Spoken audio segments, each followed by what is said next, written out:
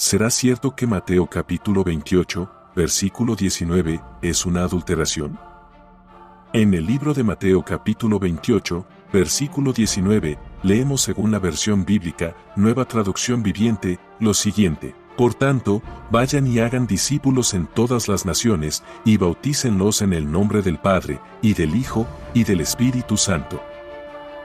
La Gran Comisión narrada en el libro de Mateo es uno de los pasajes más conocidos y controversiales en la Biblia. Los que creen en la doctrina de la Trinidad ven en este versículo la igualdad de Dios, la presencia de las tres personas de la Trinidad actuando y confirmando la autoridad bajo la cual se debe ir a anunciar las buenas nuevas a todas las naciones. Pero la mala intención de muchos ha confundido a unos cuantos que se dejan llevar por fábulas. Algunos grupos sectarios están propagando la mentira de que este versículo es una interpolación o adulteración, que no existía en los escritos originales y que Mateo nunca lo escribió, pero luego de haberse efectuado el concilio de Nicea, fue agregado por algún escriba, para así introducir la doctrina de la Trinidad. Analizaremos esta hipótesis propuesta por los unicitarios minuciosamente, sin sesgo alguno y de manera confesional. Los profesantes de la doctrina unicitaria se apoyan en algunos escritos de Eusebio de Cesarea. Eusebio de Cesarea fue uno de los padres prominentes de la Iglesia. Fue obispo de Cesarea y se le conoce como el padre de la historia de la Iglesia cristiana, porque sus escritos están entre los primeros relatos de la historia del cristianismo primitivo, es decir, los escritos más próximos o cercanos a los inicios del cristianismo. Eusebio nació en el año 275 después de Cristo y murió en el año 339 después de Cristo. Lo interesante de citar a Eusebio es que, según algunas sectas, Eusebio citó varias veces de la Biblia el pasaje de Mateo, capítulo 28, versículo 19, pero que jamás escribió el Padre, el Hijo y el Espíritu Santo. Este argumento es totalmente falso, puesto que los unicitarios solo narran una porción de lo dicho por Eusebio, omitiendo la vasta evidencia existente de lo escrito por el mismo Eusebio sobre la doctrina trinitaria. Es a partir de allí, es decir, de esa hipótesis falsa, es que creen que fue un fragmento añadido posteriormente. El más proponente de esta hipótesis ha sido Víctor Paul Wierwille, fundador de la secta El Camino Internacional, una secta religiosa que niega la deidad de Cristo, la Trinidad, la salvación por gracia, y la eficacia de la expiación, también conocida como la eliminación de la culpa o pecado, a través de un tercero, es decir, Jesucristo. Es totalmente cierto que Eusebio citó Mateo, capítulo 28, versículo 19, sin la forma trinitaria en 18 oportunidades antes de efectuarse el concilio de Nicea, por allá en el año 325, después de Cristo, pero nunca hizo mención de el Padre, el Hijo o el Espíritu Santo en ese periodo. Pero, luego de haber hecho esos escritos, sí citó dicho versículo tal como lo conocemos hoy, en reiteradas oportunidades. De esta manera, Wierwille afirmó diciendo, no les debió resultar difícil insertar en el nombre del Padre, del Hijo y del Espíritu Santo, en lugar de en mi nombre, para así acuñar la doctrina de la Trinidad. Eso debe ser lo que sucedió, reafirmó Wierwille. Pero si nos preguntamos y analizamos el por qué Eusebio no citó dicho versículo en ese entonces con la fórmula trinitaria, es porque sencillamente no quiso hacerlo, no tuvo oportunidad o no tocaba decirlo. Pero luego, si citó Mateo, capítulo 28, versículo 19, tal como lo conocemos hoy, en muchas otras oportunidades, después del año 325, después de Cristo, evidencias estas que jamás mostrarán los unicitarios. Realmente este argumento demuestra que Mateo, capítulo 28, versículo 19 fue interpolado o adulterado. La respuesta es un contundente, no. Aquí es cuando cualquier cristiano debe preguntarse, ¿debemos creer que nuestra Biblia no es como la leemos, solo porque alguien guardó silencio al respecto? O peor aún, ¿debemos creer que la Biblia carece de valor solo por las palabras de un padre de la Iglesia? Como dice Norman Gaslor y Ron Rhodes en su libro titulado Respuestas a las sectas, la autoridad divina es inherente al texto bíblico mismo, no a lo que cualquier padre haya dicho o dejado de decir. Página 161. Pero, si estas sectas se han de fijar en lo que dice Eusebio de Cesarea, ¿por qué no se fijan que Eusebio de Cesarea declaró la deidad de Cristo, la Trinidad y otras grandes verdades en muchas otras oportunidades? Ellos son tan incoherentes que creen en lo que dijo Eusebio de Cesarea y al mismo tiempo no creen en lo que dijo Eusebio de Cesarea. Veamos ahora el famoso Evangelio hebreo de Shem Tov. Los unicitarios también acuden a Shem Tov como argumento para apoyar la doctrina unicitaria. Shem Tov fue un médico judío que, queriendo refutar las enseñanzas de la Iglesia cristiana, buscó deficiencias, errores y contradicciones en el texto de Mateo para presentarlas a su manera.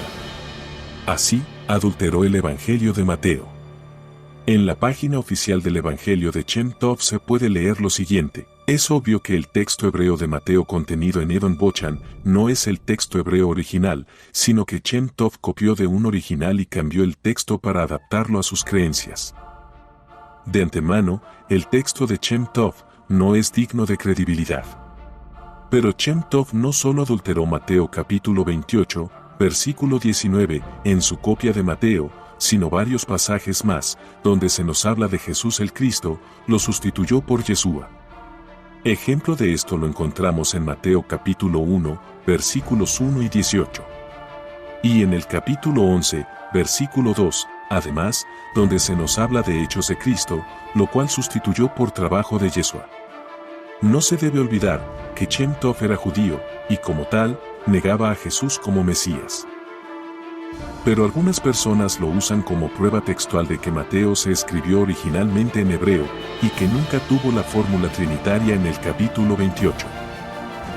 Quienes dicen que el Evangelio de Shem Tov es una copia fidedigna de la hecha por Mateo, se olvidan que existen miles de manuscritos y fragmentos que hablan de la fórmula trinitaria en Mateo, capítulo 28, versículo 19, y que Shem Tov, un judío anticristiano, no podrá acallar la voz de toda la historia de la Iglesia.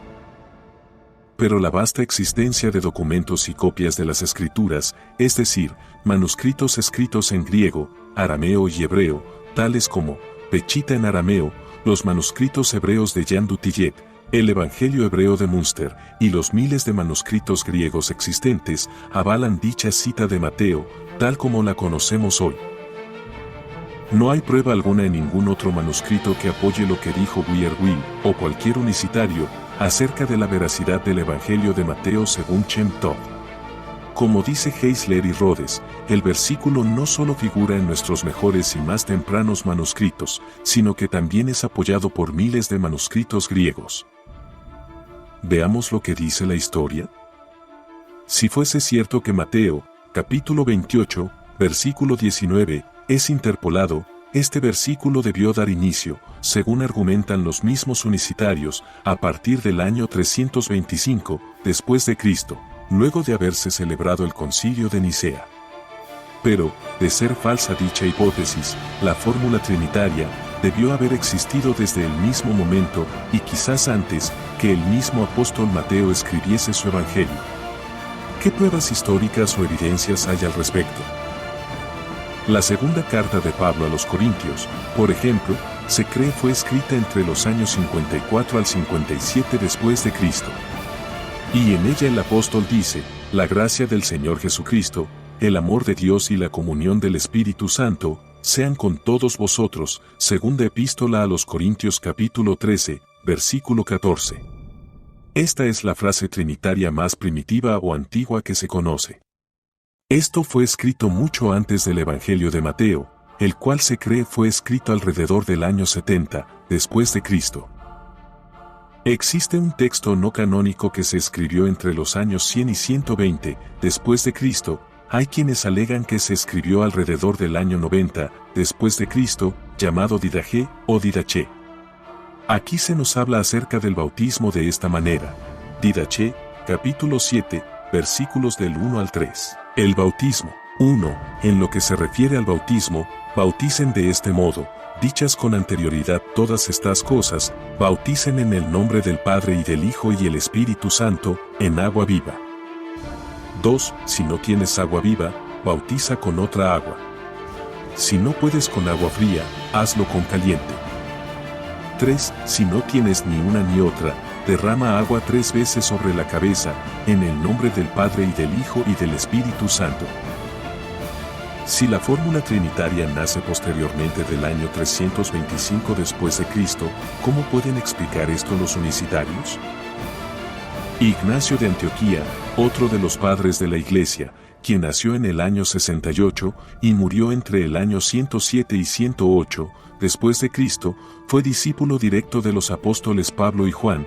Escribió en la carta que dirigió a los magnesios lo siguiente: poned pues todo empeño en afianzaros en los decretos del Señor y de los apóstoles, a fin de que todo cuanto hiciereis os salga prósperamente, en la carne y en el Espíritu, en la fe y en la caridad, en el Hijo, en el Padre y en el Espíritu Santo, en el principio y en el fin, a vuestro obispo dignísimo.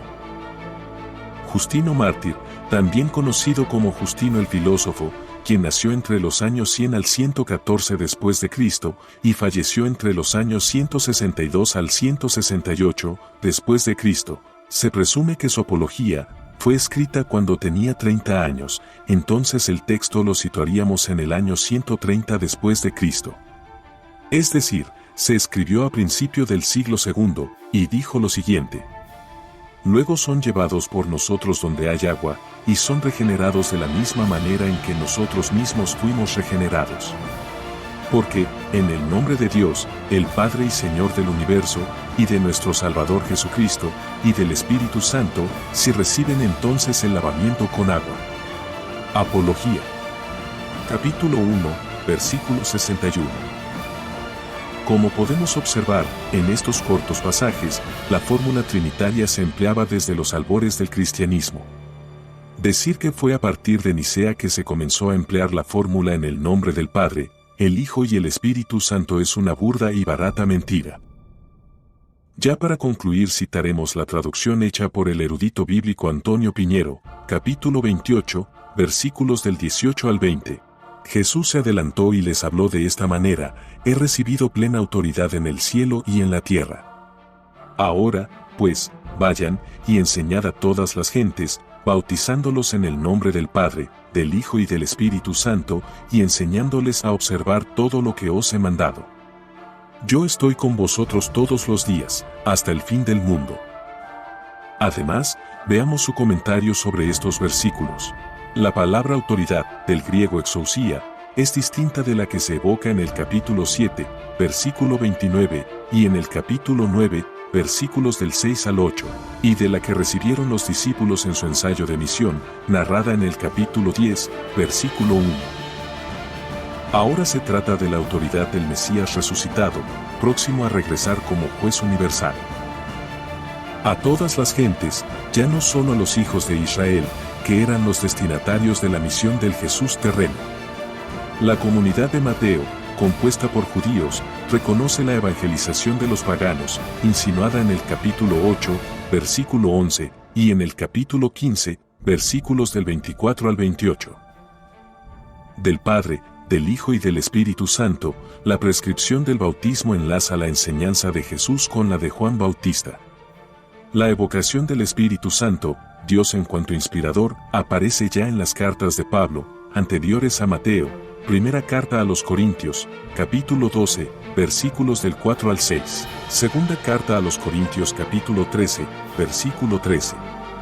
La fórmula bautismal, trinitaria, estaba en uso en las comunidades de Siria a finales del siglo I, según testimonio de Didache capítulo 7, versículos del 1 al 3. Ignacio, en su carta a los Magnesios capítulo 13, versículos del 1 al 2, escribió: versículo 1: poned, pues, todo empeño en afianzaros en los decretos del Señor y de los apóstoles, a fin de que todo cuanto hiciereis os salga prósperamente, en la carne y en el Espíritu, en la fe y en la caridad, en el Hijo, en el Padre y en el Espíritu, en el principio y en el fin, unidos a vuestro obispo dignísimo y a la espiritual corona, digna de ser ceñida, de vuestro colegio de ancianos y a vuestros diáconos. Según Dios. Versículo 2: someteos a vuestro obispo, y también los unos a los otros, al modo que Jesucristo está sometido, según la carne, a su Padre, y los apóstoles a Cristo y al Padre y al Espíritu, a fin de que haya unidad tanto corporal como espiritual. Esperando que este video haya sido de bendición para tu vida, y haya respondido a esta inquietud que por muchos años ha perseguido a muchos creyentes en Yeshua, es decir, Jesucristo, te invitamos a suscribirte al canal, y darle like al video, y si por primera vez has visto un video del canal, te invitamos a ver los ya publicados, que de igual manera serán de gran bendición para tu vida. Elohim los bendiga y guarde.